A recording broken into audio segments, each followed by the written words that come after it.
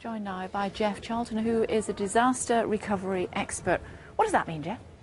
Well, it means someone that's had experience and competence in disaster recovery and can undertake or assist people in the development of a plan to mitigate disasters and recover from disasters in the most economical and fast time.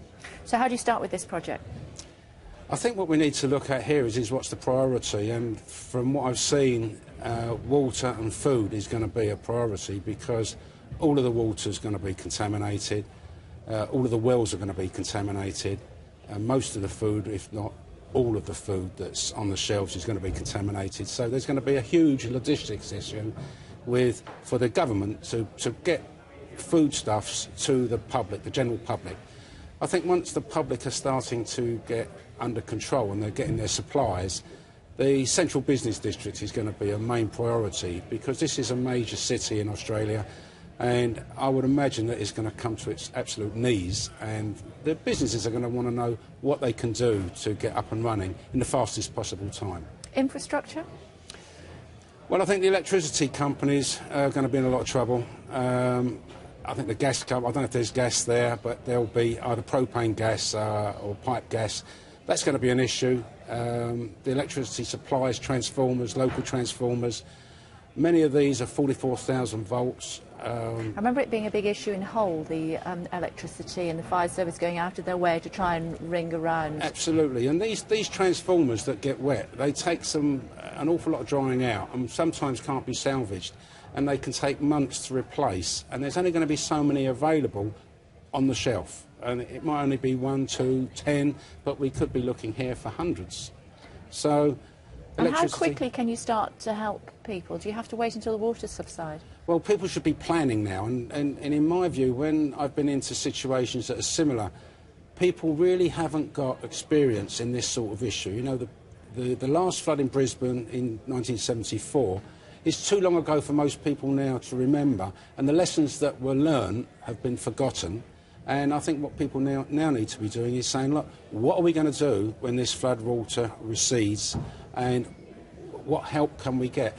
I think that people need to realise that emergency services cannot possibly help anything like the amount of people that are going to need assistance. So it's going to be self-help, and people should be now starting to look at working in groups and bringing special skills together that they can use as a group and support each other, and I think that's going to be of paramount importance. What do you do about helping animals? I mean, we've seen a lot of pictures of animals, and people get very upset about the animals being left behind, and presumably there's also a realism that if you leave them, they're going to pollute the water as well if they die. The water's already polluted, there's no question, have no question on that. The water is already polluted with probably about 120 different bacterial agents and probably 1,200 viral agents. So the water's already black, it's already contaminated. I'm an animal lover, but I've got to say, if I've got resources, I'm not going to spend them on animals, saving animals. You've got to save people. People come first, animal comes second. So I'm afraid I'd shoot the animals. Oh, we're going to get emails about that. Don't say that. Whatever you do, don't say that. How resilient are humans? Say again? How resilient are humans? Well, humans are very resilient, but they're only going to get by for a few days without water. They'll go for a week without food. But there is going to be a huge shortage of water, drinking water. So this is a major priority. You know, we see people salvaging their home belongings, and, you know, it's great to salvage a chair or a mattress, but the reality is people should be looking at what they can cover themselves with and what they can boil water in and how they can boil water. You know, can you drink this water if you've boiled it?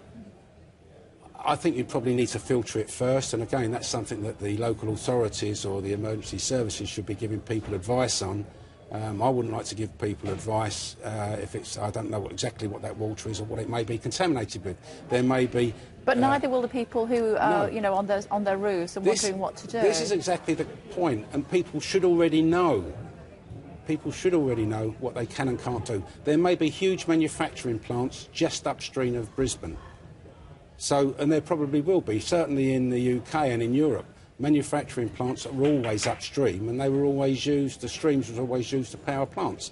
So we need to know, you know, where fuel, oil may contaminate the water. People need to know whether or not that How will run quickly out. can people go home?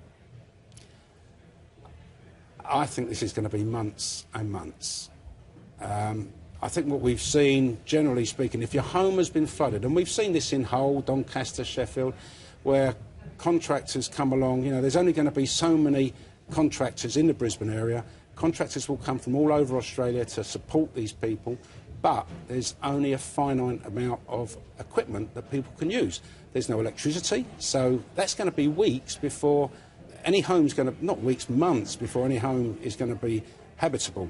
And you know, when I worked in New Orleans or audited in claims in New Orleans, Katrina cough became a major issue, and people, even today, are suffering the health effects of flooded buildings. And the buildings in Australia, they're often going to be timber frame, they're going to be lined with gyprock or plasterboard, and there's going to be terrific mould issues in these homes.